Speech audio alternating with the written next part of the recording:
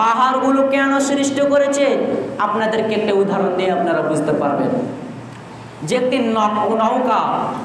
নৌকা দেখবেন পানিতে ভাসবে কিন্তু হিলাদলা করে, কেন? পানিতে আছে বলে। কিন্তু পৃথিবীটাও তো পানিতে ভাসছে, তো পৃথিবীটা কেন হিলাদলা করেনি?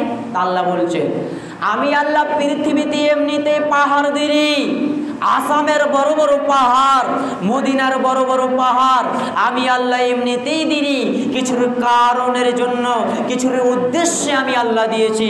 ওই কারণটা কি?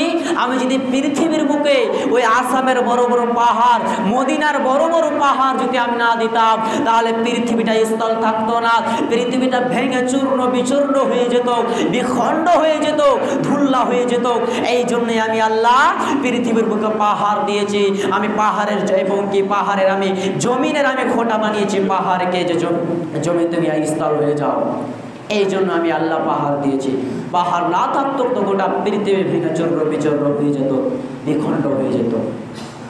জি, আপনি আমেরিকা বলে এবং চীন বলেন, ইরান বলেন, ফিলিস্তিন বলেন, বাংলাদেশ বলেন, গোটা পৃথিবী ভেঙে চূর্ণ বিচূর্ণ হয়ে যাবে, শুধু এবং কি শুধু আল্লাহর একটা এবং কি হুকুমের প্রয়োজন এবং ইসরাফিলের একটা বাঁশুরিতে ফু দেওয়ার প্রয়োজন, গোটা পৃথিবীতে ভেঙে চূর্ণ বিচূর্ণ হয়ে যাবে, বিখণ্ড হয়ে যাবে, সবাই মৃত্যুবরণ করবে কিয়ামতের দিন।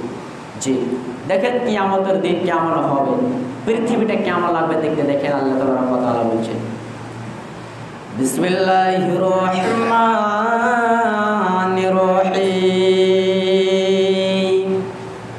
আল্লাহ তাবারাকা ওয়া তাআলা যখন ইসরাফিল আলাইহিস সালামকে হুকুম দিবেন, আর ইসরাফিল আলাইহিস সালাম যখন বাঁশুরিতে ফু দিবেন, গোটা পৃথিবী